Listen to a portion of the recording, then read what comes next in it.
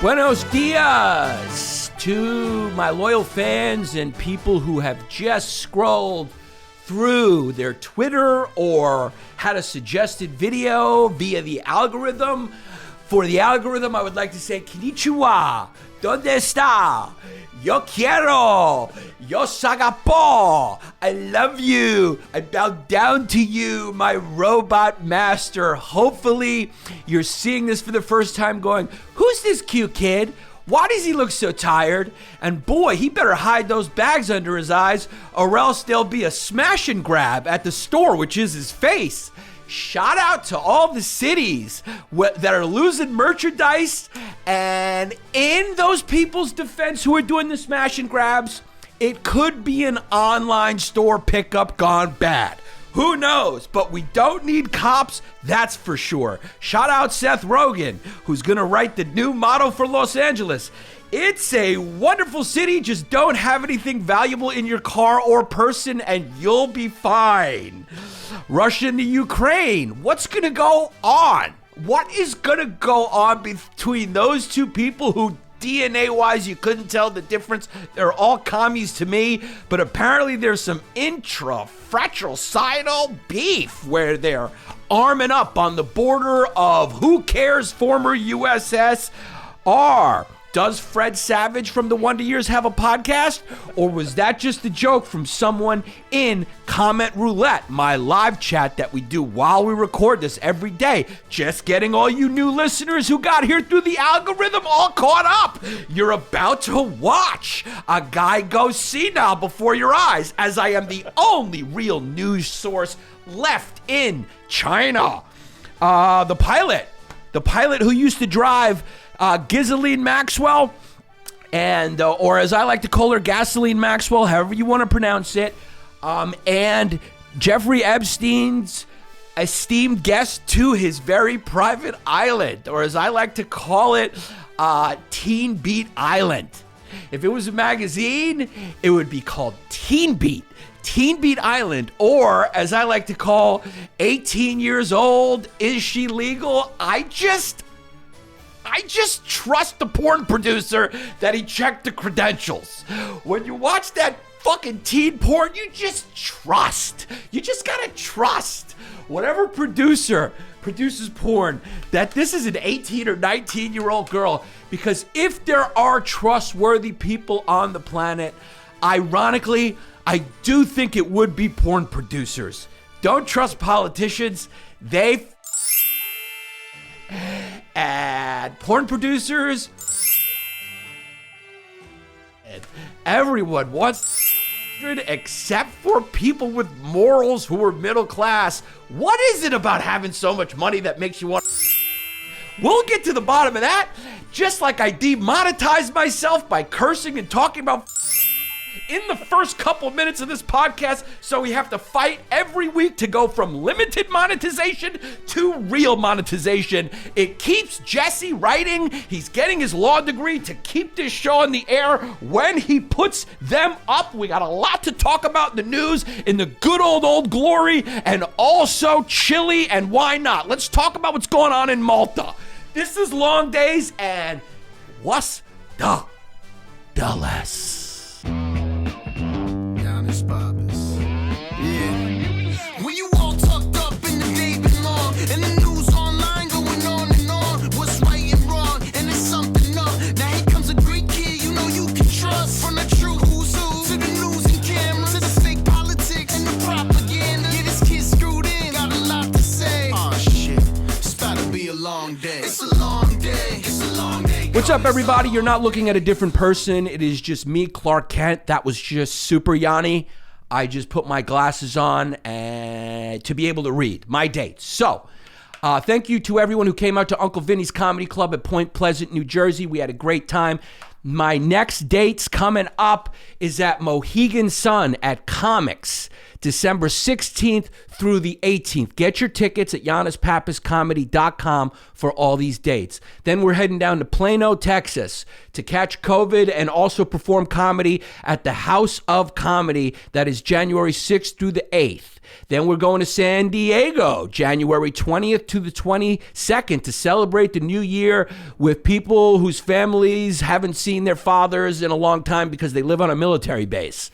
Then we're going to Side Splitters for one show, February 10th. I believe Ari Shafir will drop by and do a guest set because we're going to smoke cigars afterwards. He's in town too, but buy tickets to my show.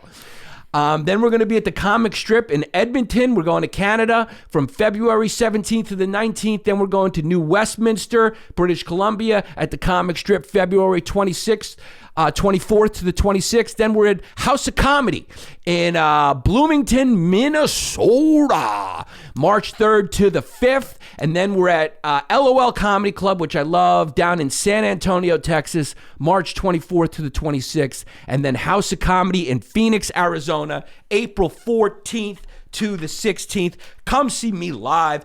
To access your bonus episode every week, go to patreon.com/Yanni LongDays. And please, guys, go to the Apple Podcast app and review and rate the show favorably. It helps serving the algorithm.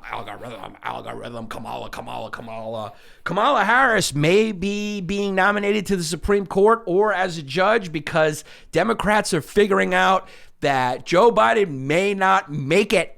He may not make it to 2024, and also his approval ratings are down. And also in polls that are conducted, he's losing to a twice impeached, possible head of a coordinated coup attempt, redheaded, wearing a goddamn hairpiece, former reality TV star who isn't scared to say we need a border. And that's why people align with them, because war makes for strange bedfellows. All Democrats got to do is not call Kyle Rittenhouse a 17-year-old kid, a white supremacist, before they have any evidence, and they might win. But they just can't help themselves. Even if they're president of the United States, Joey Biden just couldn't help himself. And he called Kyle Rittenhouse, a guy who killed two other criminal honkadonks, a white supremacist, even though the case didn't match that. You're mismatching your outfit, and that's why you're down in the polls, because Donnie T will sweep in and call him a hero and build a statue to him in gold next to his gold toilet and his gold-digging wife. There's gold everywhere in the Trump fucking building in his penthouse. You got a gold toilet, gold forks, and a gold-digging wife. So, war makes for strange bedfellows, okay? There aren't 70 million Americans who love Donald Trump. There's 70 million Americans who are sick of the bullshit. So the Democrats are trying to figure out what to do next election. And I read one article that said, hey, what we'll do is we'll move Kamala. Because, of course, you know, in this white supremacist country, a black Indian vice president can fail up. Like a lot of comedians in the entertainment system, after failed show, let's try it again because you got the right politics, baby. So, in a systematically racist country where 12% of Congress is African American, on par with 12% of the population, that's the House of Representatives, maybe a little room to go in the Senate. But in a systematically racist country, which I have to accept, even though the data does not support, you can fail up. You can have one of the lowest approval ratings as a vice president, be a hated presidential candidate, and lose early because Tulsi Gabbard just happened to mention your record as referring to your you as district attorney in San Francisco and how you locked up a lot of people who you pander to now, because I'm not even sure if she's African American. Isn't she Jamaican and Indian? Who cares? The Canadian health minister is not Indian. And that just came out. So who cares? Okay? Sean King's white. I'm Turkish. Jesse's a fucking animal sea lion. It doesn't matter. It doesn't matter. We'll get to that Canadian story soon because it is hilarious. It's very funny. Another outed another outed liar trying to live as another race and ethnicity. Those stories are irresistible. They're irresistible. So we'll get to that. But Kamala Harris, her slogan when she ran for president was "for the people." And what she meant by "for the people" is if people, let's see if we can sound out an acronym that represents my own political ambition. No, can't do it. Maybe political's in there, but there's no A's in there. But I'll just tell you "for the people" means my own political ambition, despite what the people want. Just call me Hillary Clinton light. The people just keep saying no, go away, and I just keep coming, okay? Kamala Harris and Hillary Clinton are also proof that we live in a sexist, patriarchal society where only your achievements, only your hard-working achievements can propel you forward. Like all the time Hillary put into living in New York and fighting for the people in New York, and then moving to a working class neighborhood in New York, and then running for Senate in New York and winning because Yas Queen is here. Okay, all of Soho, all of Barnard University was ready to go out there and hit the fucking streets for Hillary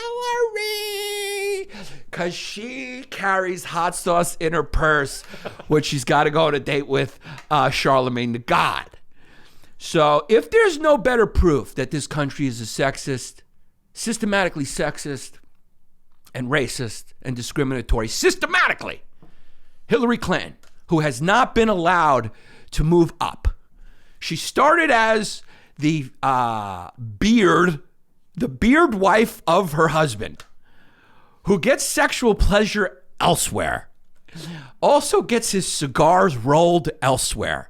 There's two types of ways to roll cigars. One of them is the old Cuban way, where an old man sits down and rolls them right in front of you. And another way is you stick a dry leaf cigar in a wet 21-year-old intern's pussy.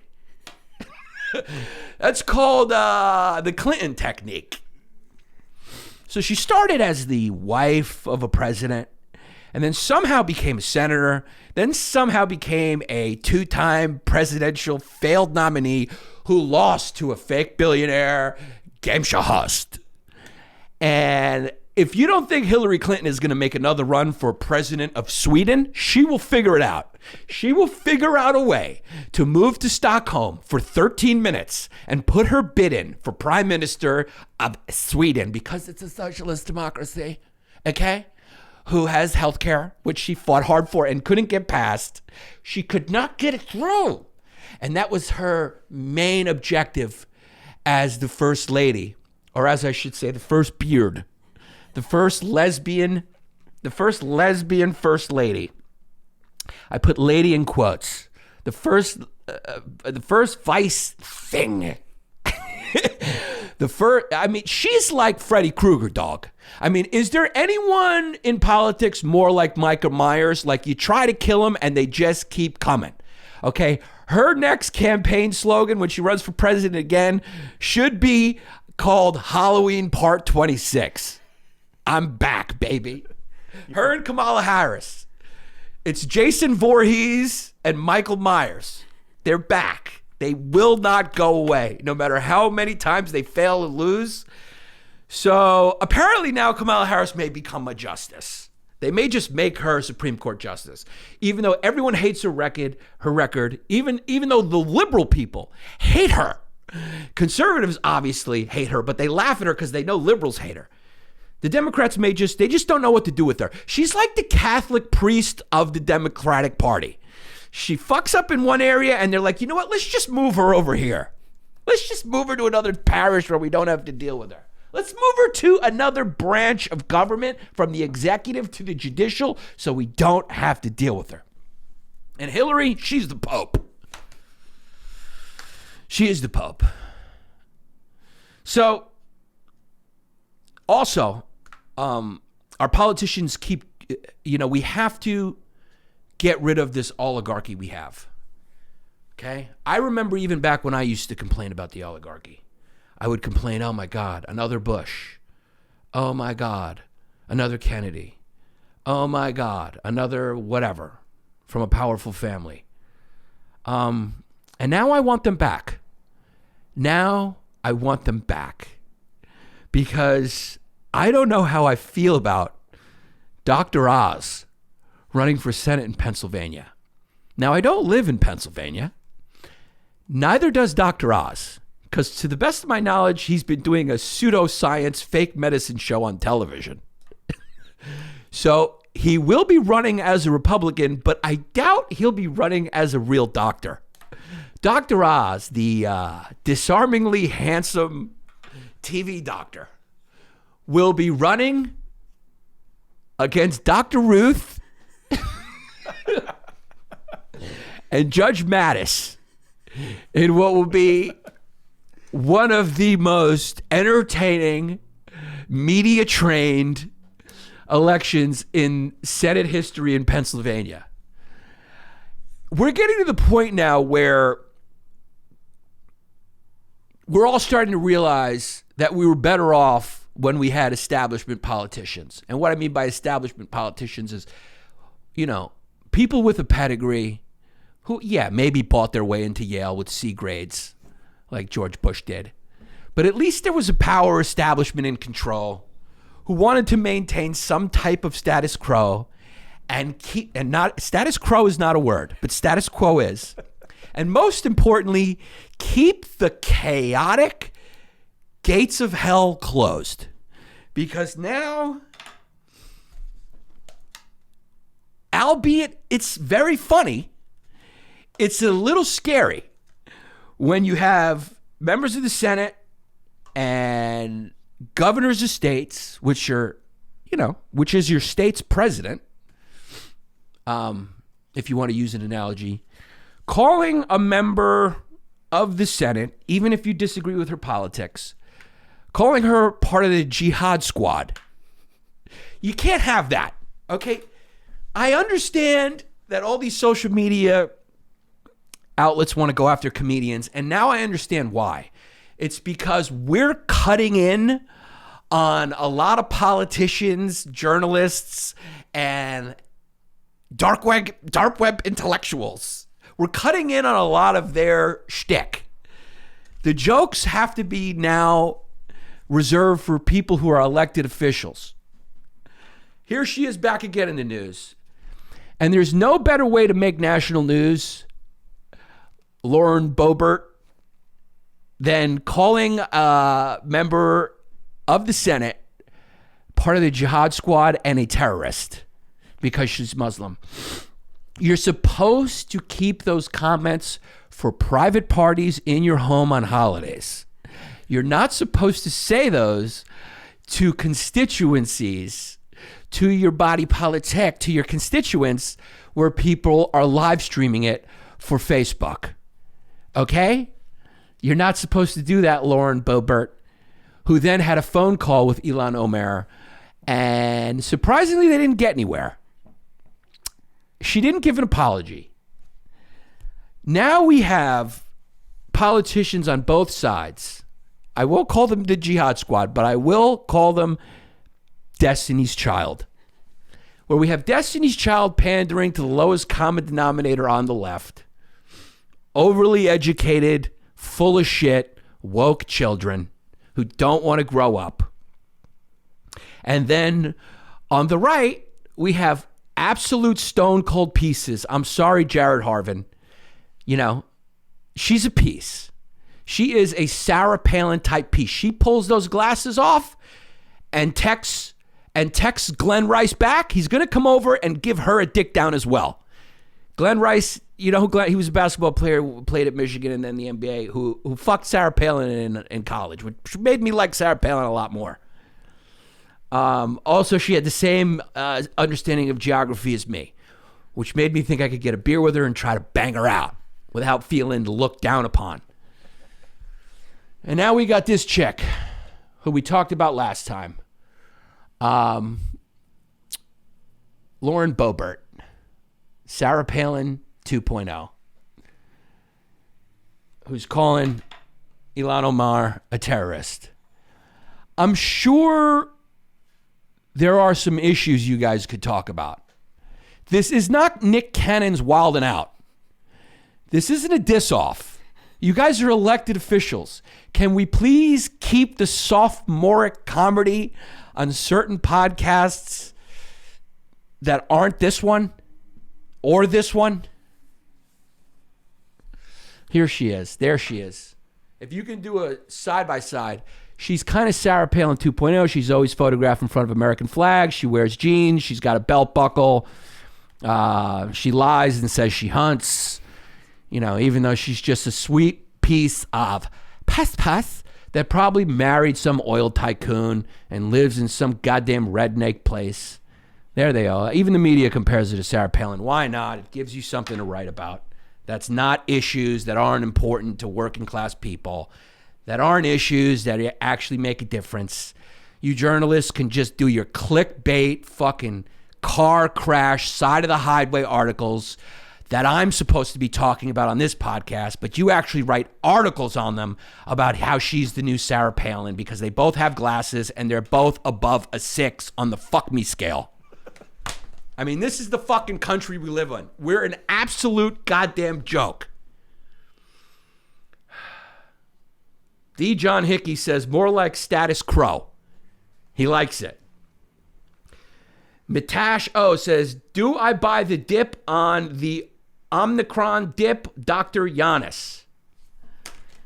Debate subjects. I'd love to see Ilhan Omar. I got to pull out a snooze on this one because I'm frustrated. I mean, it's getting to the point where it's absolutely ridiculous. No matter how much you disagree with Ilhan Omar's politics, can we have a little respect for the office a little bit? Can we have a little decorum? And I'm sure I could find 100 things Ilhan Omar has said that probably don't respect the office either. But you guys, you're Congress people. You're a governor. Can you at least learn how to speak like an adult? In order to be an elected representative, I can't hope to want to get you on this podcast. Okay? Do you understand what I'm saying? At this point, I think there's a fairly good chance I could call her office and be like, can we get Madam Boebert available on a Wednesday via Zoom to check in with Yannis Pappas and Jared Harvin and Jesse Scaturo to talk about the Jihad Squad? My God. I'm not also convinced that Ilhan Omar wears her headpiece because of her religion. I do think part of it is the reason why I consider wearing a headpiece is because we both got 5 heads. The chick's forehead starts at the back of her neck. She needs bangs, dog. You need bangs, and so do I. I got a big forehead too. Cuckknocker says, in order to be elected, all you have to do is be rich. Sad but true. I don't think that's all you have to be now. And that's the point. I don't think that's sad either. I want those people back.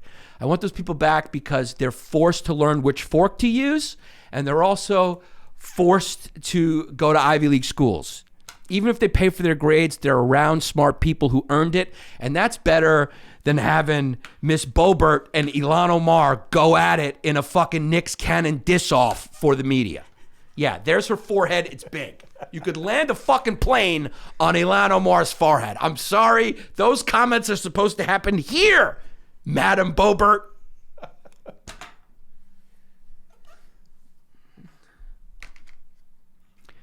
I can't wait to hear what Dr. Oz has to say about this when he weighs in during his campaign. So Dr. Oz is running for the Senate. And disappointingly, Matthew McConaughey said he's not going to run for governor of Texas. I'm all for a military dictatorship. I'm all for somehow getting this back in order where you either have to go to Yale or Harvard to have any power in this country. I want to get back to it.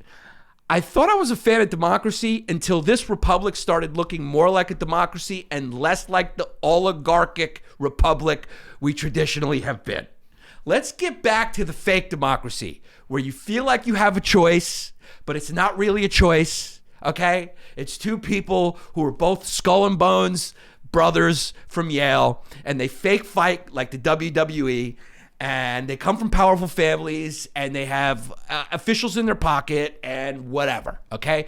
They hunt ferret, they go fox hunting, they ride horses, they wear masks and fuck whoever. I don't want to know how the sausage is made. I just want these gates of hell closed. I don't want The Rock seriously considering a run for president.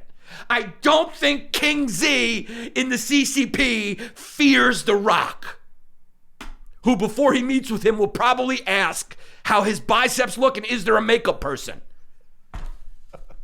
And where's my iron paradise? Because I need to work out and have my cheat meal before I meet with the most powerful person on the planet and hopefully future sponsor of this show, King Z. Call me. How much more do I got to try to woo the CCP into making me an agent for their ascension? God damn it. I do good work.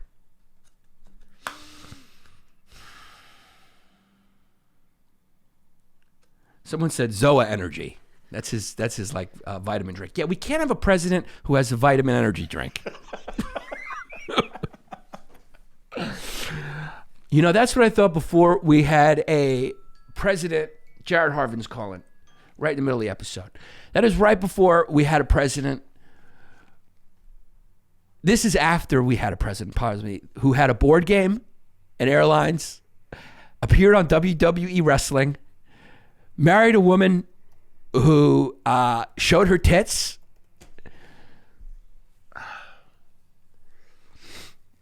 Unbelievable. There's the Trump board game. He had a board game. I've never seen this before. Yeah. Had a board game. Jared Harvin, if you're watching, we're doing an episode with you after this. So just come on in. Ring the bell, goddammit. We can always pause it. Do you like getting zooted? Well, guess who's back, baby? CBDX at CBDX.com. A federally legal form of THC. Let me say that again. Federally legal, my friends. And you will absolutely get zooted. Jesse, he sampled it a little bit. I can't because I might end up in a mental institution. I'm not mentally strong enough to get zooted anymore. But Jesse got zooted. Was it a nice, clean high? It was nice. It was a nice, clean high. So you will feel this, okay? CBDX went all in on Delta 8 THC. They have flower, cartridges, vape products, gummies, and they will get you stoned. Just a quick note. When you use it, obviously don't drive, operate heavy machinery, anything like that. Okay, just sit down, eat some Cheetos, and just, watch TV and chill. Go to CBDX, CBDX.com right now.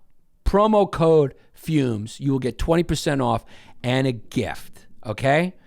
Don't have to meet anyone in the parking lot anymore. No sketchy handoffs. No inconvenient way to get your zoot.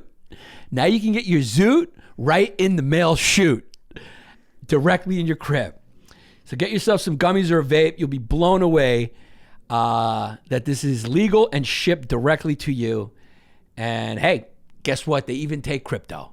So whatever it is, go to CBDX.com, promo code FUMES for 20% off and a free gift. I don't know what that free gift is. You tell me. Anyway, we got a new CEO of Twitter. I thought he was a woman. I think I said in my bonus episode because his name was Agarwal. I said he was South Asian. I was correct about that. But apparently it's not a woman. It's a guy. It's a guy who Elon Musk supported because he put a generalized tweet out and said South Asians have done great for this country because I'm sure all his engineers at Tesla are South Asian. Asians and South Asians just run STEM. They just run it. He's the new CEO of Twitter. He's got the stamp of approval for Elon Musk in a very general racist way. Not racist, but racial. Not racist. I guess it's a compliment. But Elon Musk tweeted, Indians do good for us. So he just kind of just threw him in an Indian category. So it's not racist, but kinda, a little. It's like, what do you know about the guy individually? Of course, content creators are worried that this is going to be the beginning of the crackdown like, Facebook has done, and YouTube, Google, where they censor speech. Facebook, by the way, just unblocked. I mean, this is just the world we live in. This is getting dangerous. Facebook has just unblocked Rittenhouse searches. Before that, they had blocked Rittenhouse searches, so you couldn't read about Rittenhouse or get any opinions on Rittenhouse. That's not the way, guys. This is not the way.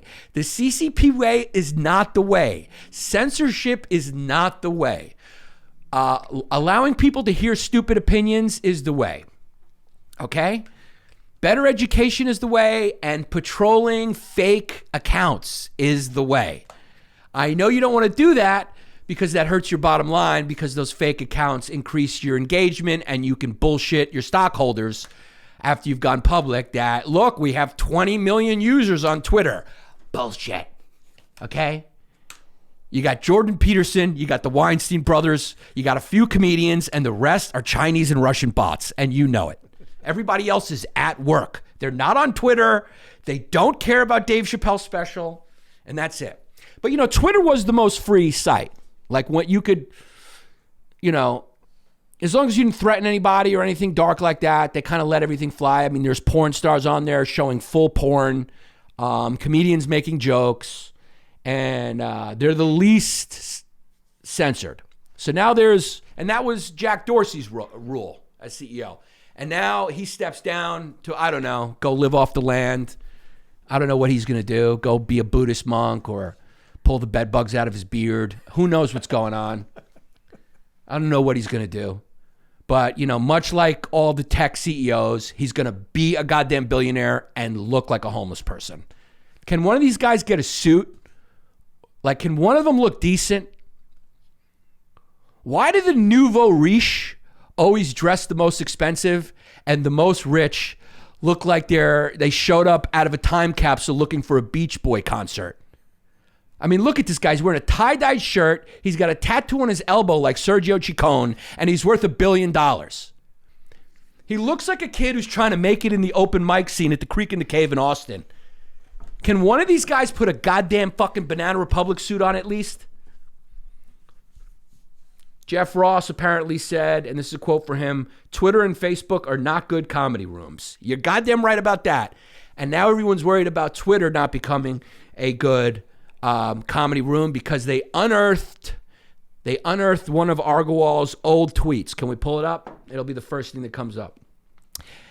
Much like this is the era of there is a paper trail for everything. Anything you've done or said will be unearthed by bots or incels who have nothing better to do.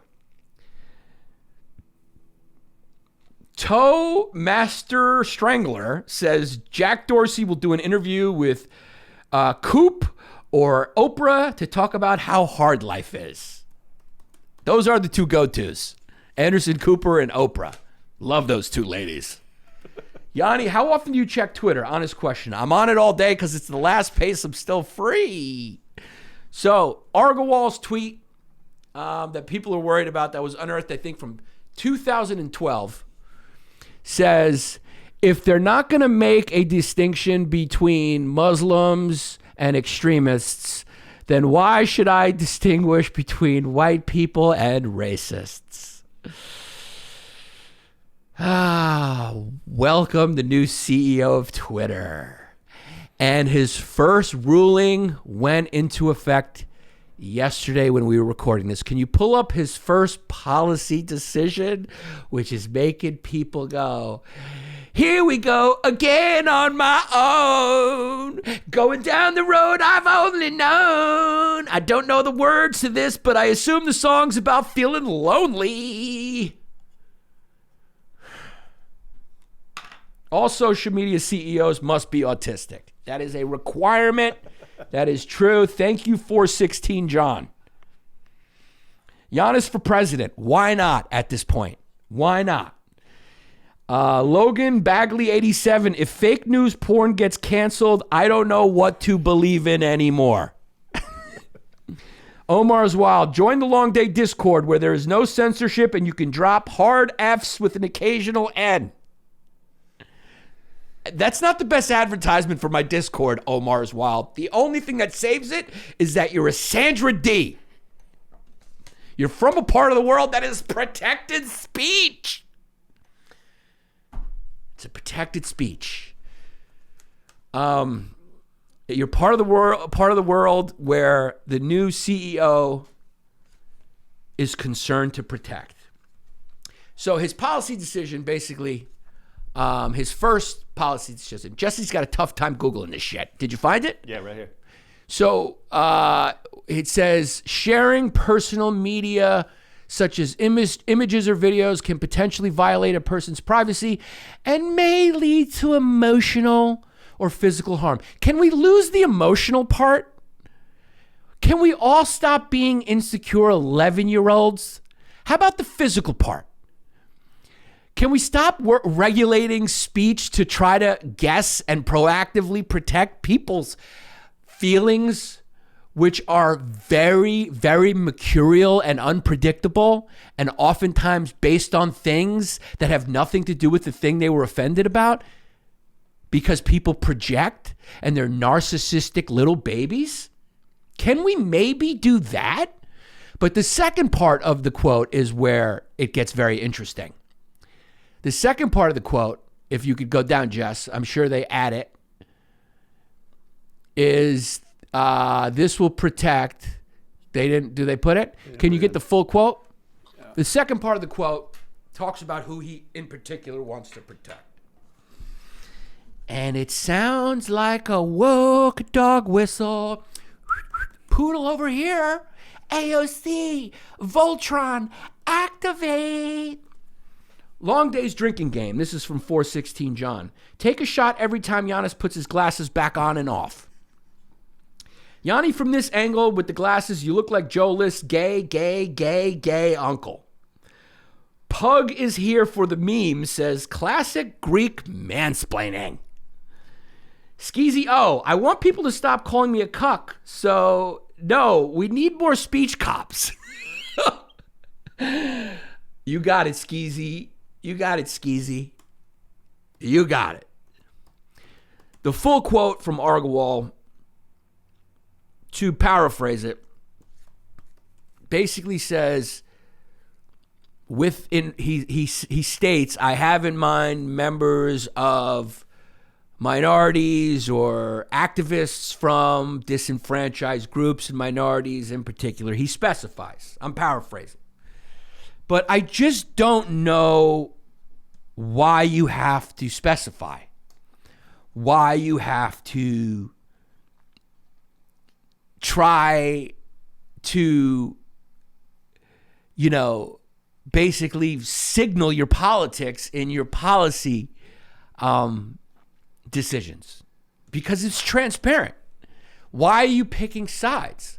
Why can a member of, let's say, a majority opinion or race, to my knowledge, I think, quote unquote, white, I don't know. I mean, because white people could care less about each other.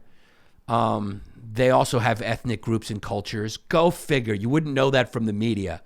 But white people are also very different and variegated. But a fairer-skinned person might be discriminated against too, Mr. Argawal. So why would you discriminate? Why?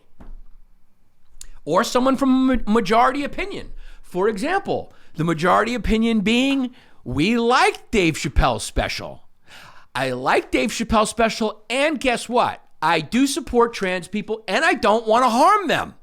That seems to be the majority opinion, but that is not the agreed upon, acceptable opinion by whatever force has taken over the zeitgeist that is represented in the media and from corporate figureheads. So what if it's a person who has a majority opinion like that? Are you not going to protect them? Are you only going to protect the 10 people who stood outside Netflix with signs and said Dave Chappelle is the devil?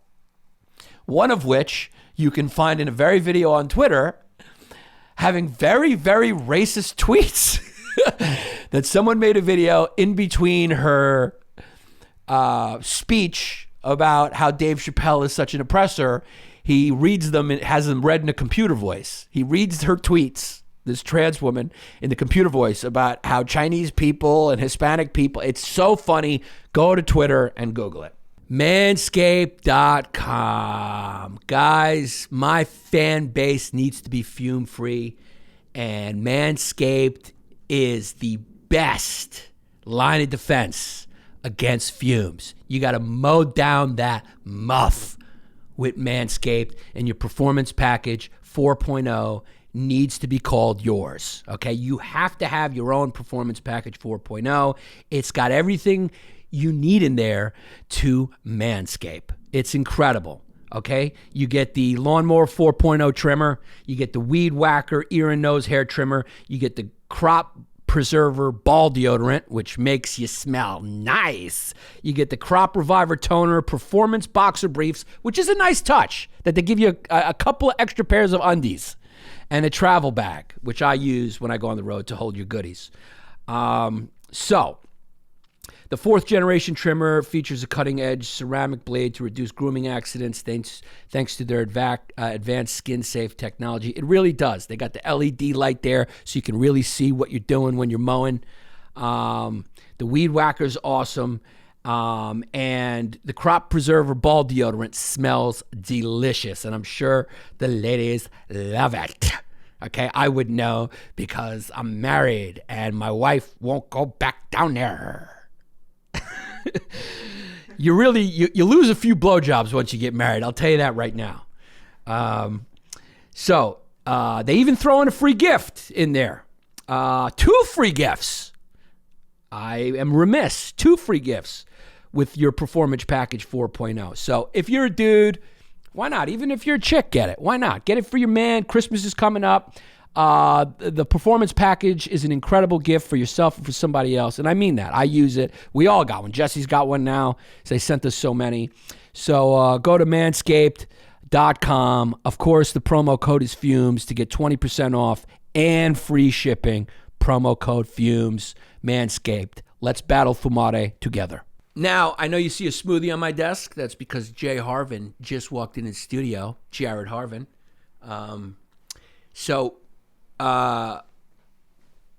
Let's talk about maybe why he left. Why did Jack Dorsey leave? A lot of conspiracies. Was it because he wanted to get out while the getting's good? Probably. Is it because he's scared that when there's a red wave coming, they go after him for booting Trump and then not allowing... What did they not allow again, Jesse? The Hunter Biden laptop story. They did not allow the Hunter Biden laptop story to flourish. The second of which, legitimate story, deals with China. What's going on? As we've said, if that was Donald Trump Jr., there'd be big news stories on that. So maybe he just said, you know what, I don't want to deal with that. What do I mean by the red wave, Coven? See Virginia as an example. See Eric Adams being elected. You can only get elected really in New York nowadays if you're a Democrat to mayor. And Eric Adams really couldn't have more of a moderate position to get elected as a rebuke of, what's his real name? Wilhelm Werner. Mayor de Blasio in New York. So Eric Adams, who is a Democrat, but is he's kind of a hawk on crime and very anti-woke, won the election handedly. So if you look at Virginia, you look at that, you're going, Also, guess what? New mayor in Atlanta. And guess what he ran on? Crime. Cleaning up crime. He didn't run on defunding the cops. And he won. So you can assume there's going to be some Republicans who are who win in the midterms, etc. You could assume it's going to happen if you look at Virginia as any indication. If you look at Atlanta, you look at New York and those local. Yeah, his name is Andre Dickens. He's a councilman. My girl Keisha stepped down. I loved having a mayor in the news named Keisha. Okay, I felt like I was in high school again. I felt like I was on the phone talking, getting help with my science homework. I had a friend named Keisha. She helped me with the science homework. She was good at science. That was back in you remember back in the day we used to talk on the phone I used to talk on the phone for hours. Every night after school. Every night after school, you'd be on the phone for hours. Keisha, she stepped down, and I know why she stepped down. She's like, I'm not dealing with this shit. I'm not fucking dealing with this shit. So Andre Dickens wins. He's an engineer, smart kid, if I remember correctly. He's an engineer by trade, and he ran on, you know what, I got solutions for crime. We're going to do this because every city right now, the crime is up. You know, homicide rate's up 30%, and all the cities, despite Seth Rogen's best efforts, crime's up. Crime's up.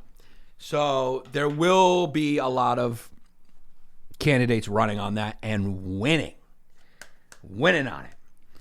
So the WTA, the WTA has pulled out of tournaments in China, costing them millions and millions and millions and millions of dollars. We're starting to see a little bit of pushback against the CCP. And it comes in two forms. The WTA, who is concerned about that Chinese female doubles player who tweeted that she got sexually assaulted by a high-ranking member of the CCP and then disappeared for 2 weeks like Jack Ma, and then reappeared with a smile on her face but not saying anything. Which is what they call sus. What you call sus. And so the WTA did speak. They were able to speak to her on the phone. She retracted her statement. Go figure. She retracted her tweet. In those 2 weeks where she disappeared, she changed her mind about what happened.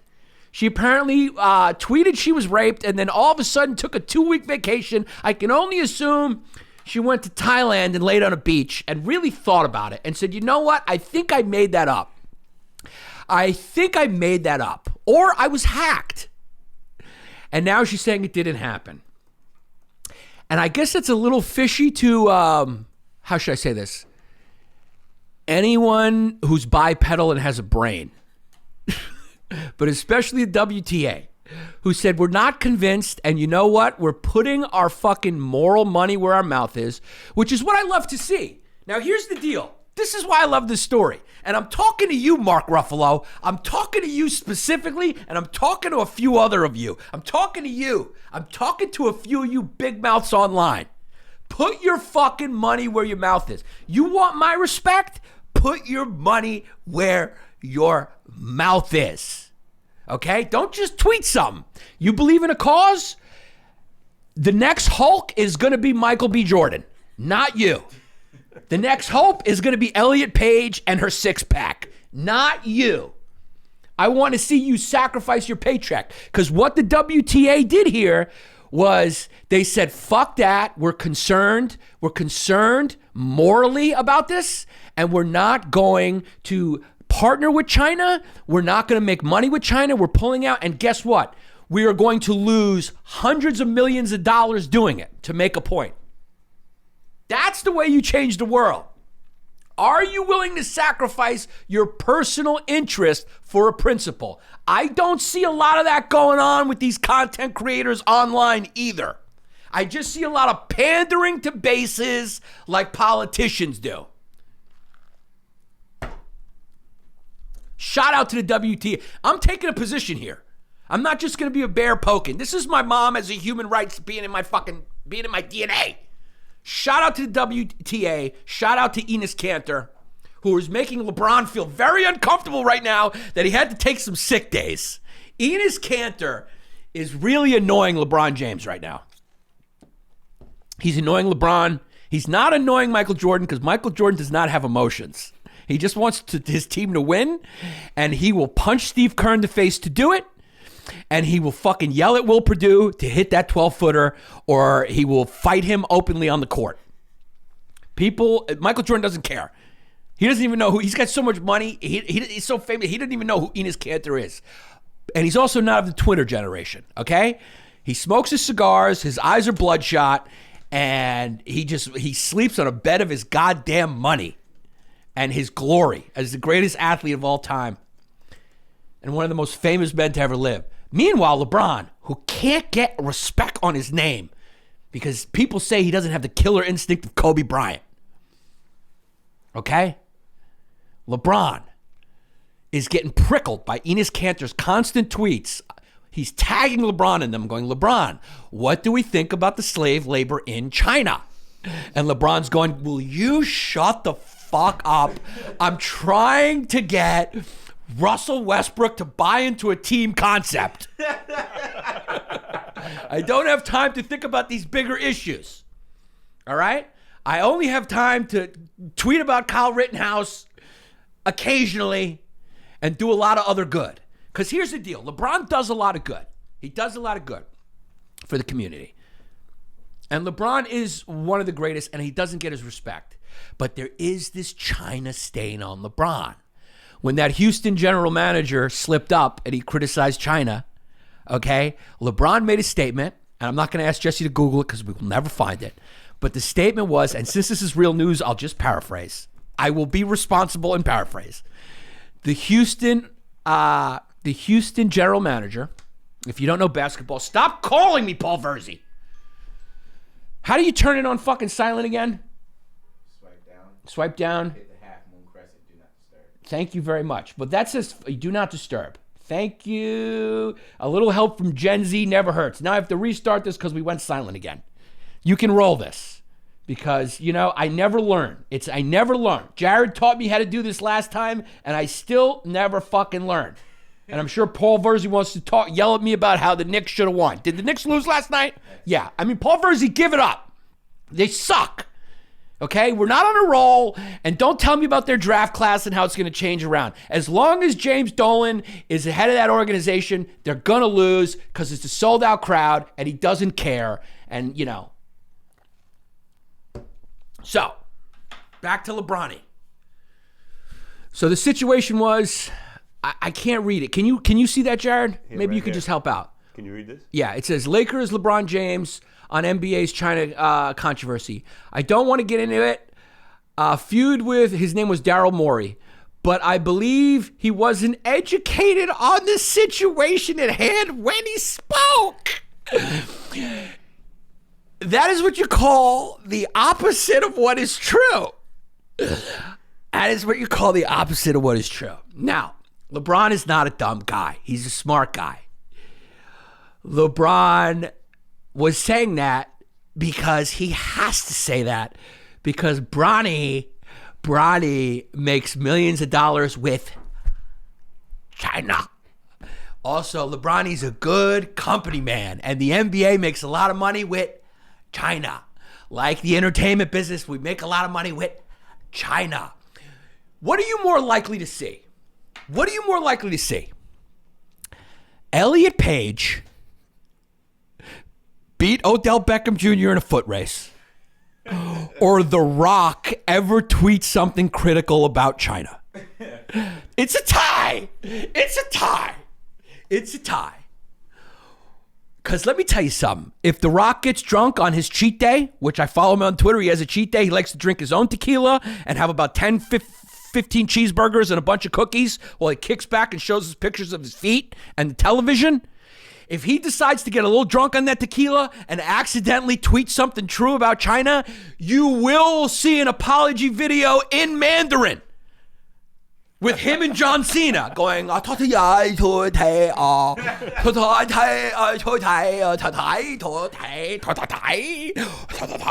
the subtitles read, I'm sorry, hello, Taiwan is China, one China, I misspoke. And then to quote the LeBron James, the great LeBron James, I wasn't educated on the situation. All the people in the factories are alive and well. There's rights there. I mistook. Yes, all these social media and free speech isn't allowed there. Yes, there was a tennis player who disappeared for 2 weeks. Yes, there was a billionaire who said something out of pocket. He disappeared for about 3 months until Elon Musk said, hey, where's Jack Ma? Yes, there's a crackdown on Taiwan and democracy. Yes, there's potentially a virus that was engineered as a tactic to fucking stall everyone's economy while the CCP did a military buildup, building supersonic missiles and using American warships in the desert as target practice. Yes, they do take certain ethnic groups, maybe one of which is called the Uyghur Muslims, and put them in concentration camps, and there's fucking drone footage of it. Yes. But I'm not educated on the situation. So Enes Kanter is really just, the guy has like a death wish, dog. If you don't know, we've mentioned it before. Enes Kanter is, there's also a dictator in Turkey, my favorite people, of which I can't get around the fact that I have it in my DNA. So that's what makes me such a slippery bastard. You can't trust me. That's why the Greeks don't trust me. They knew something was wrong with me from the beginning. Okay, because they're torn on my character, Mr. Panos. A lot of them think it's a horrible portrayal of a Greek, and it is. It's called comedy, you fucking humorless cunts. Stop watching comedy with the whole family. Get your own taste. Leave your mother's house and go grow up, Stavros. You're 56. Cook your own meals. You're allowed to watch comedy with a perspective. You don't got to go with your grandparents and children to a fucking comedy show that's hosted by a church. Now all the Greeks hate me. Oh, man. But I do have some Turkish DNA, and that's why they don't trust me. Enes Kanter is as Turkish as Turkoglu, who is another Turkish player who was pretty good, Sacramento King. He's a Turkish kid. And the kid's got fucking huge balls where he spoke out against the dictator there. He's not allowed in the country. Like he's constantly like harassed and like worried about his safety. And now he's decided to take more on his plate. Like a lonely Enes Kanter with like putting himself in danger with major players, major powers. It reminds me sort of like a middle-aged ex-wife who's been scorned by a husband who cheated on her, gets a cat, gets 2 cats, and just keeps putting more burden on her plate till she ends up with 15 cats, a pony, a horse, and a dog, and wonders why her life is hard. It's because you're trying to fill an emotional void. Enes Kanter, you do not have to be this hero, dog. You got millions and millions of dollars. You live in the United States. I think he has asylum here, right? I think he has like some sort of asylum. He just became a citizen. He became a citizen. I think it was because he was in asylum. And he changed his last name to Freedom. Yeah, he changed his last name to Freedom. So him and Meta World Peace are gonna do an album. It's gonna be positive hip hop.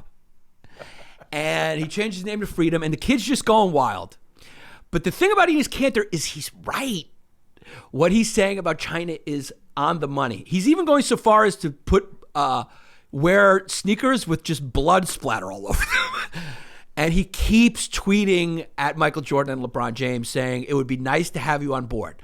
Now, I bring up LeBron James because he's been acting thorny lately. He's been out of sorts recently. LeBron James is starting to play a little bit like Meta World Peace.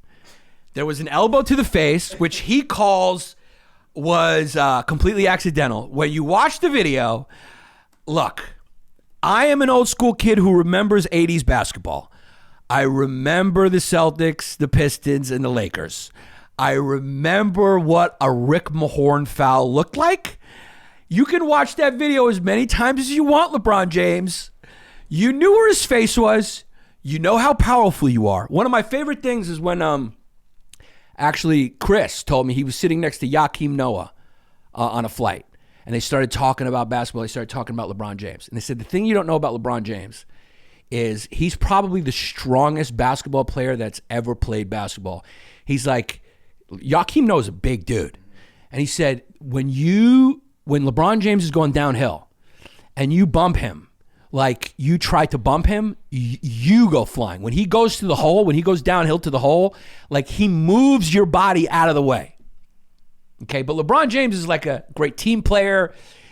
All you'd see him is pretending like he got fouled. He never played physical like that. This is very out of character for LeBron James. He fucking decked that dude. He's a third string. I don't even remember his name. What's the guy on Detroit? Nobody knows. Isaiah Stewart. Isaiah Stewart was not happy about it. Nobody reacts that way when they feel like it was an accident. He chased LeBron James all around the stadium. Jared, pull that mic down. He even like, if you don't know it, people were joking, calling it the Malice in the Palace Part 2. Like they could not calm the dude down because when you get hit by LeBron James, first of all, you're going to break skin. I think his nose was bleeding. His eye was bleeding. His face just was bleeding everywhere. And he chased him all over the fucking palace or whatever it's called now that they moved out of the palace. It's probably some cell phone. What is it called? Yeah, they tore down the palace. Crypto.com arena or Ford Center. Yeah, Ethereum, Ford.com, whatever the fuck. All these soulless names now. You know, used to be nice when you called it Shea Stadium. What is it now? Fucking Subway, Jared Stadium. Everything's corporate sponsored, soulless shills. What is it? Ford Stadium now? Gillette Stadium. I mean, it's a razor. Why do I got to call my football stadium what I shave my balls with? Sorry, Manscaped. Manscaped. I shave it with Manscaped. Dude, he's pissed. Yeah, look at how fucked up his face is. He knows.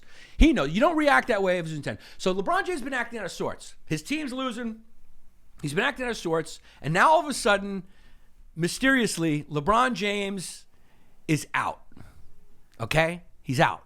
I don't know if you've heard about this. He's like, and nobody's giving any details. They're maybe assuming it's COVID. But all they're saying is he's under protocol, right? Like health and safety protocol. I saw something that he has COVID. He has COVID. But despite it's not, being vaccinated. Huh? Despite being vaccinated. Just like Joel Embiid. Who you know is obese, and that's why he struggled, couldn't breathe, because he's obese. So LeBron James out indefinitely. Oh, so they're saying it's COVID protocols. Is it COVID protocols, or is he just stressed out? Is he just saying, I need a break from Enes Kanter's tweets? Because if you go to, you see, I like to follow this stuff because it's fun. I like to, a lot of people probably aren't following this because it's like a subplot and the media is still probably focused on Chappelle's special. But Enes Kanter will not stop. And now he's going and making media appearances and he's bringing up LeBron James's name and he's like haunting him. And LeBron James wants no part of this, dog. He wants no part of it. There's the sneakers. Now, do I blame LeBron James? He's probably going, China's not my fucking business. I don't care. Those aren't my people. Fuck them, right? But it does kind of make you a little bit of a hypocrite because as Martin Luther King said, any injustice anywhere is a threat to justice somewhere. So if it hurts your credibility too. It hurts your credibility as a social justice advocate, which LeBron is very outspoken for, his community, for the black community, for police brutality. But then when it comes to something like this, let's see what he's saying. I am informed and educated on the situation. So he's writing that on the sneakers. Hey, and he put LeBron James's crown on the sneaker. He is fucking haunting LeBron James now. And oh my God, that's a picture of LeBron James on the sneaker. With Kingsley putting the crown on him with bags of money behind it. Now here's the deal. Enes Kanter's a Turkish kid. So LeBron James can't even go, this is some fucking white racism. He's just stuck. LeBron James is just stuck in this. And Enes Kanter's going hard. Because he's a swarthy muzzy from Turkey. And he knows Enes Kanter's right. So it's like, if I was LeBron James, I'd say, look, I need a couple personal days to figure out how to stop this guy or to figure out a way to have him disappeared because LeBron James is like worth like almost $1 billion. Most of that is tied up in China with his sneakers, with the NBA, etc. The NBA is tied up with China. Big time. It is the biggest market for the NBA. It is where all the apparel's made, etc. You get it. I don't have to get into detail. So here's Enes Kanter. Enes Kanter, now this is my opinion, dog. Enes Kanter may have a mental illness and that's why he's going too hard. just like John Brown was a crazy kid, okay? But John Brown was on the right side of history. John Brown was definitely out of his fucking mind, because you have to be out of your fucking mind to do that. But he was on the right side of history. Okay, Enes Kanter is probably out of his fucking mind, because he's drawing pictures of LeBron James getting his crown put on by King Z. He's drawing the quote that he said about the Houston GM on the sneakers. Hey, still searching and getting educated. And then there's a picture of a crown. We know who you're talking about because you're tagging him in your tweets. So he is antagonizing and he is intentionally pointing out LeBron James, because LeBron James is bigger than the sport. He's one of the most famous people on the planet. And he tweets, money over morals for the king. I don't think he's referring to the King of Heaven's Jesus. He's referring to a marketing Nike campaign where he's called King James. And then he says, sad and disgusting. I mean, the kid is going hard. I'll talk about two people. I remember it was Maria Taylor and Rachel Nichols. And I said in this podcast after that ESPN controversy happened, I said, talk about two former colleagues who won't be going to brunch anytime soon. Talk about two basketball colleagues who will not be meeting up for coffee anytime soon and will not be saying good game after the Lakers are in Beantown. And you also know that Danny Ainge and the Celtics are probably going like, what the fuck did we sign up for? Okay, because we're in bed with China too. The NBA's in bed with China. Can we shut this freaking muzzy up? The Rachel Nichols, that was a funny thing where Rachel Nichols was caught off camera saying Maria Taylor got the job because she's black. And they were friends, and everyone loves Rachel Nichols, if you remember. And then, what's his name? Steven Jackson came out and defended Rachel Nichols. And I made the joke that, how do you say you're fucking Rachel Nichols without saying you're fucking Rachel Nichols? Anyway, let's go back to the tweet, because let's finish that tweet up. I'm sorry, Jess. I know I'm fucking throwing you all over the place. Now you got to find it again. You just had it up. Okay.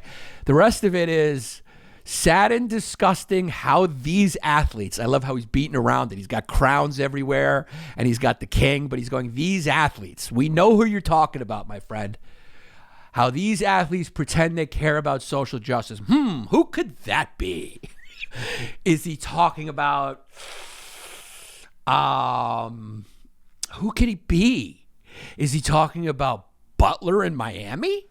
Who could it be? Russell Westbrook and his outfits? Who could he be talking about? Is it the unibrow himself? Maybe he's referring to the great Greek basketball player Nikos Galis from Jersey City, who won a Euro championship. I don't know. I can't figure out who he's talking about. The king in quotes, and he puts the king in quotes. So he's antagonizing. He's like, are you a king? And then he says, further hint. We got another hint here.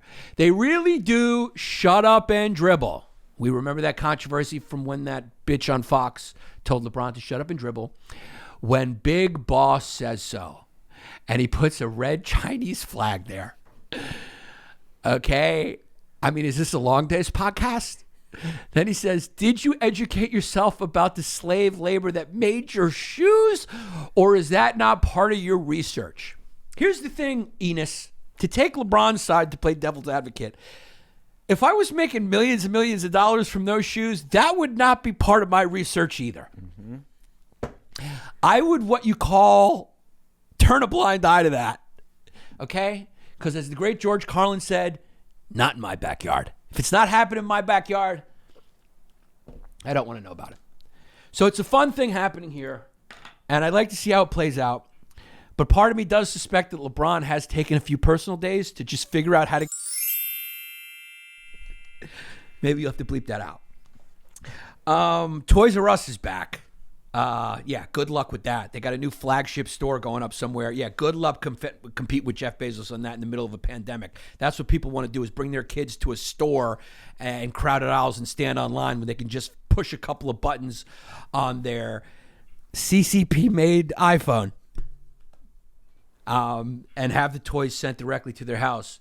And also great to do this right in the middle of a supply chain crisis where the toys aren't even coming anyway. So good luck to Toys R Us. Just stop trying to reboot these hits from the 90s. It's not going to work, okay? Ghostbusters, The Women didn't work. Bringing back Roseanne worked for only a couple seconds. Fuller House didn't work. I'm sorry, Johnny. It just didn't work.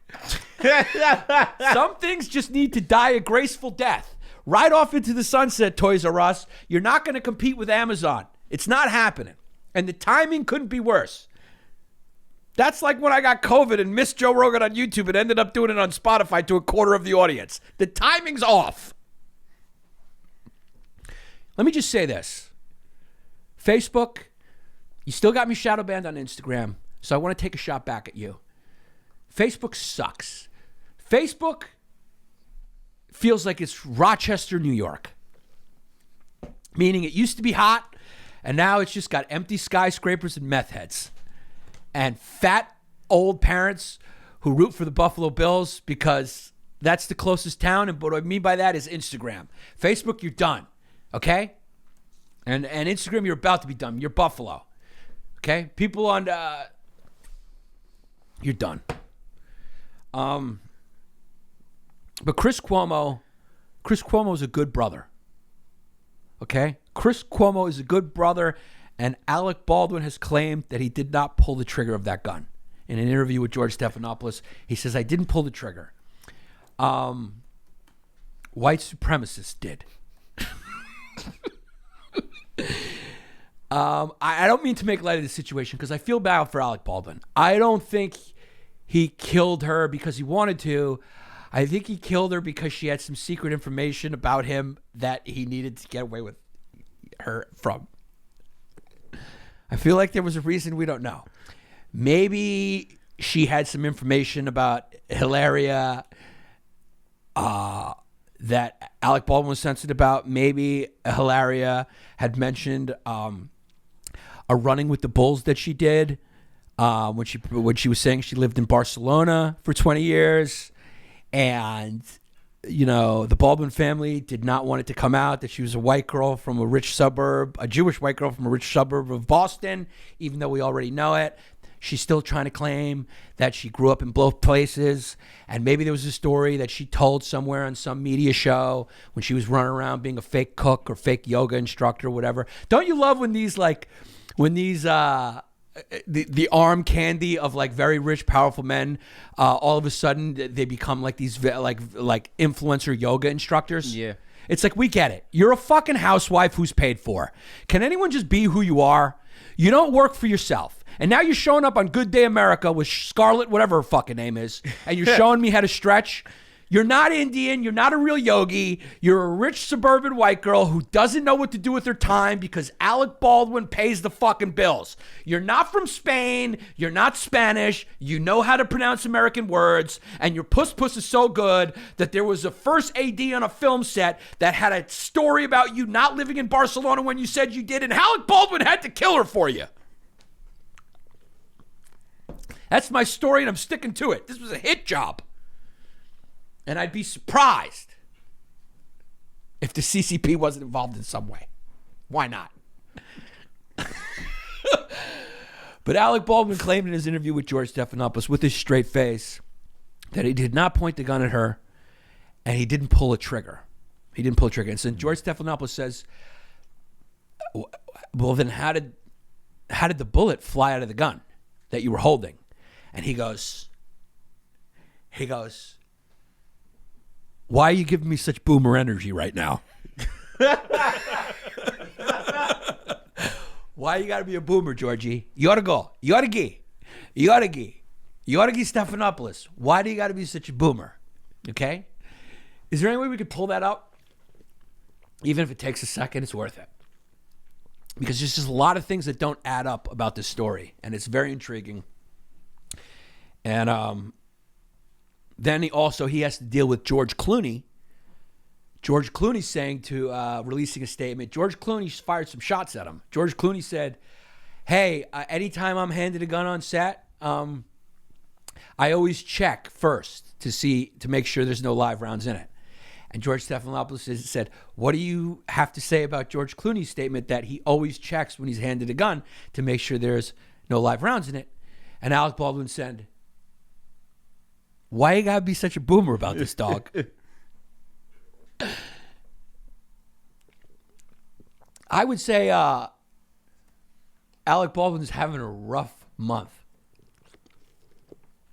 Not to make light, of course. I know there's a family in mourning, and I'm sorry about that, but I have to do my job.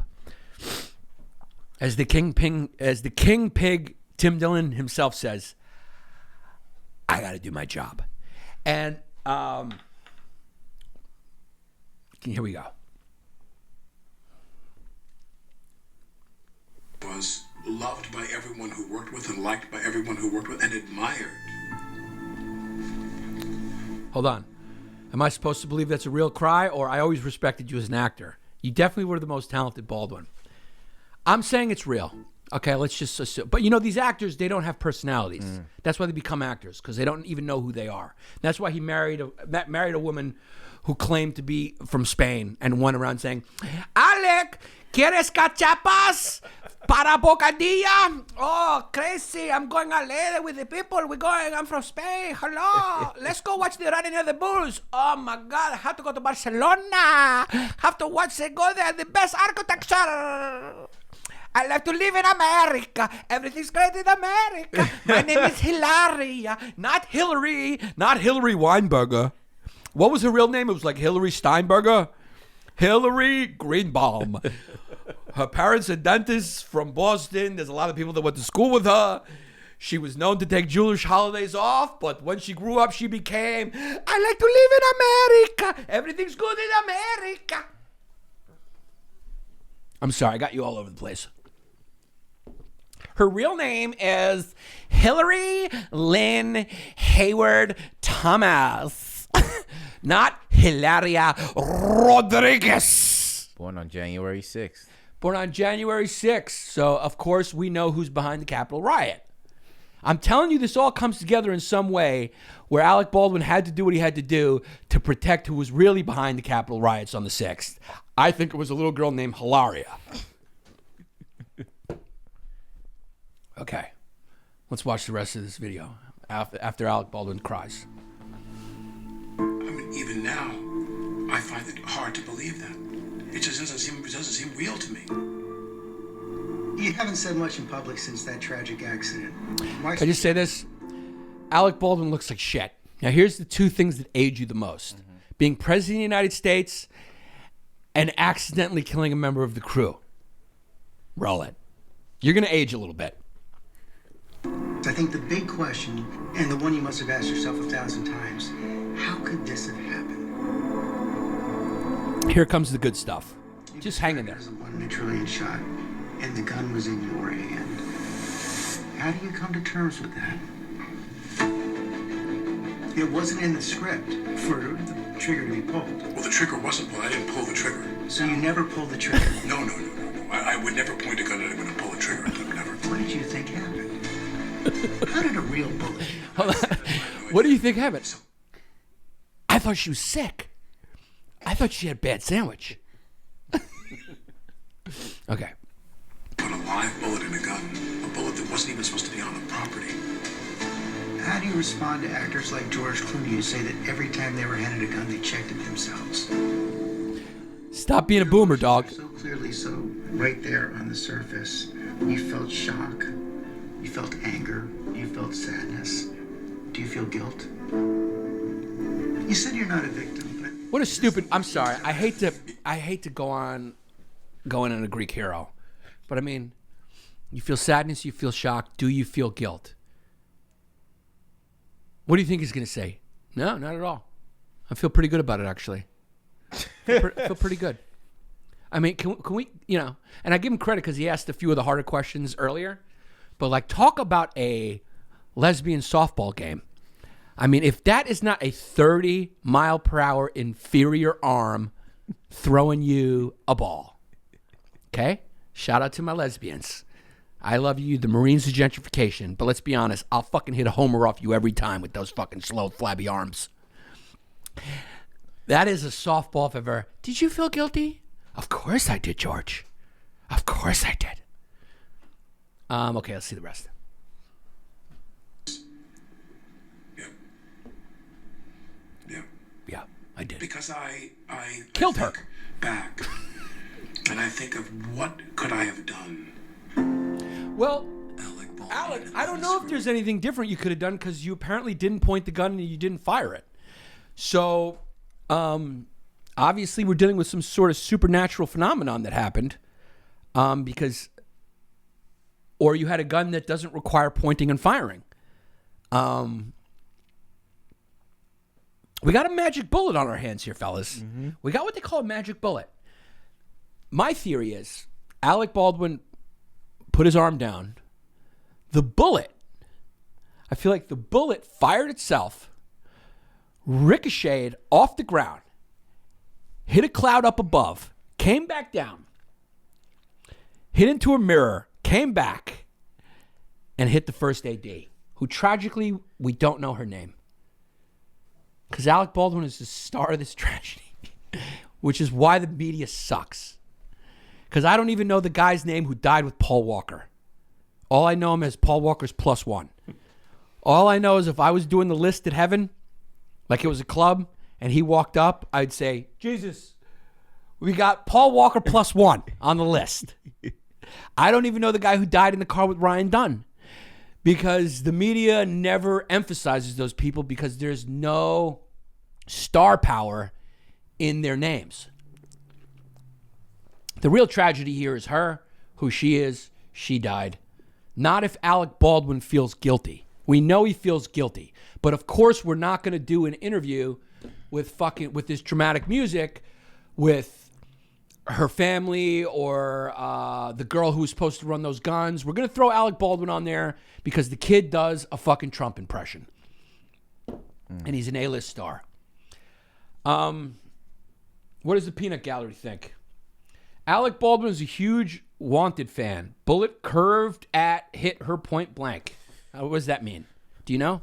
Wanted, so the movie Wanted where you can curve the bullet with James McAvoy. Yeah. So the bullet curved. Yeah. Charlie Stevens says, who picked the 80s drama music for that interview? Point the fake gun at the jurors and let them decide.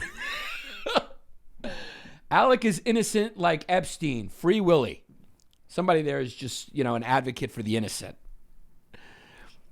Where was the shooter on the set? Noel. That's a funny one. That deserves credit. Yeah. He goes, where was the shooter on the set, Noel? Grassy Knoll. Some goodies. Has anyone checked to see if she really Hollywood plays games, don't they? Okay, that was a waste of a moment. That was what you call the waste of a moment. Alec didn't really kill her. It was actually Lee Harvey Oswald from the Book Depository from Schizio. Yeah. What I want to know is where's the grassy knoll here?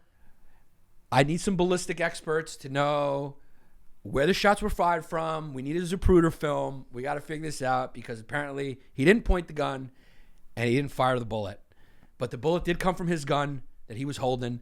So we have what we have. We have an old boomer misunderstanding here. We have what you call a boomer misunderstanding. This is the Bitcoin of murder stories. Hard to explain, hard to understand. Just know that somehow it works.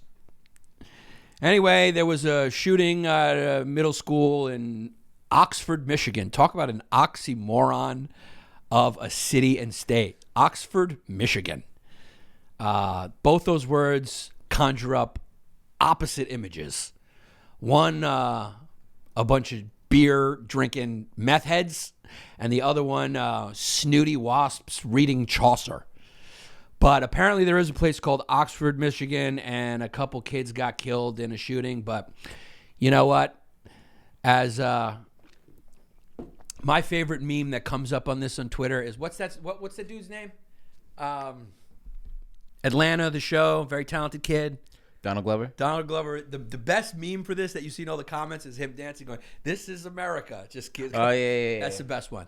That's all you can really say about this. Is like it's not even really a news story. Most people don't even know about it. I think 3 3 to 5 kids were killed or whatever. The kid was 15. He's being tried as an adult. Next story, Dave Chappelle did a comedy special. Who cares? This has been Long Days, and let's get to some small business sponsors. Want to give a shout out, as always, to my small business shout outs on Patreon, patreon.com/Yanni LongDays. Man, support small business, gives world charm. It really does. I hate when I go somewhere, it's just all corporate chains, et cetera, et cetera, et cetera. Support these grinders like you support me. Our boy Nate Linder, you know the deal. He's a social media marketing wizard. NateLinder.com will get your social media game up to the top level, dog. He's got great rates. It's a great consulting business. He runs digital advertising campaigns for you, builds websites, whatever. So hit up NateLinder.com if you need any help with your social media marketing game. All things social media, go NateLinder.com. Then, of course, ZJamaRealty.com. If you're looking for a spot in Brooklyn, hit these kids up. Any commercial or apartment rentals in Brooklyn, ZJamaRealty.com. Andrew Cuomo's secretary, still one of my favorite names. Grant Trower down in South Florida, granttrower.theatlanticrealtygroup.com. Phone number 954-591-6465. Follow him on the gram, too, at Grant_Trower for all your real estate needs. You're looking for an apartment in South Florida, okay? Trying to tax evade a little bit, move down there, hit up Grant Trower. A lot of people moving down there, so you know who to hit up. Grant Trower, the Atlantic Realty Group. Chris Minetti, how you doing, cuz? Phone number 215-750-3730. Call Chris. Get your check cashed with Minetti Financial Services. Okay? Old school, baby. Let's keep the IRS out of our fucking transactions. If you're in the South Philly area, Jersey, you know what to do. South Jersey, Philly area. Then we got the BronxBrand.com, an incredible website, dog. I just bought something on there. You have to check it out. So many amazing artists on there. The BronxBrand.com. Go buy yourself something. It's a revenue share with all the artists, and they showcase incredible artists from the Bronx, the home of hip-hop. Please check out the BronxBrand.com. Just take a peruse. Just check it out. Even if you don't buy anything, go. Check it out. Reese Ormond. What's the dollars, cat? What you been up to, cat? Reese Ormond, as you know, is TechVera. TechVera.com for all your IT needs. Larger organizations with existing ID departments turn to TechVera for help with cloud projects and co-managed IT programs where we extend our best in class. TechVera, they do everything. Cybercrime, cybersecurity. Hire TechVera if you have any of those concerns. You got a small business and you need an IT department, don't just hire TechVera.com. You get the deal. TechVera.com. Eastside Cheesecakes, Julia and Gregory. EastsideCheesecakes.com is national. I got a ton. I think 3 pictures and DMs over Thanksgiving of people who ordered their cheesecakes from Eastside Cheesecakes and enjoyed them on Thanksgiving. Go check them out on the gram. It starts there. Eastside Cheesecakes on Instagram, all one word, eastsidecheesecakes.com. And get yourself their delicious homemade from scratch cheesecakes and all the flavors they got. It's incredible. eastsidecheesecakes.com. Are they available at Uncle Paulie's in Los Angeles? I don't know at this point. Please update that. Julia Gregory, please DM me and let me know if you're still at Uncle Paulie's. Or did Uncle Paulie's throw you out because of your politics? Now we got Aaron Leaf on there. ForTheFree.us. All things music in Hawaii. You want to find out about local artists, bands in Hawaii, the music scene, shows coming up. Go to ForTheFree.us. If you're going on vacation in Hawaii, you're a music fan, or you want to become a music fan, or you want to learn about new bands, check them out, dude. Bruno Mars is from Hawaii, okay? I'm sure For The Free's got a lot more independent bands, but check them out. ForTheFree.us. All things music in Hawaii. Then ExclusiveAutoShipping.com. If you're moving your wheels anywhere, go get a free quote from ExclusiveAutoShipping.com with my boy Jared Z from the Stink Box, Tallahassee. All right? And I just want to say a goodbye to a very special small business shout out. We got to say goodbye to Rob's Mental Playground. I will still support you. I will still talk about you. Rob, thank you for the great art that you put on your studio wall. Thank you for being such a great fan. I need you guys to always go support Rob at Rob's Mental Playground. Go have fun with him. Hopefully one day we see you back. It's hard to get in though because your spot's already filled. Welcome, David Hayes. Send me your copy. But Rob, we love you, bro. We all love you here. Thank you for being a part of the show, and we completely understand. And hope we brought awareness to your art and everything like that. Keep doing it, and please don't ever change your mustache. Patreon.com/Yanni LongDays. Need you guys to join up, man. Squeaky Clean is the bonus episode. People love it. It's where I really go off solo. So please join Patreon.com/Yanni LongDays for your bonus episode and other additional video content, etc. $5 a month. Not a big deal. Welcome, John Devereaux. You sound like a director with that name. Julian, I'm not even going to try. Julian Lavi, welcome. I see your email there, so I'll go with that. Alex Gamboa, welcome, guy. Then Ty S. Dana Hawthorne, sounds like an author. Andrew, welcome. John Rodriguez, Kevin Hawkins, yeah, man. Sean McCain, Matt Youngblood, Matt John Giblood, Scandinavian kid. Then we got David Hines and M, who's an Eastern Hemi. Welcome, girl. Or Mexican or something. I'm looking at your picture in your piece. It's been a long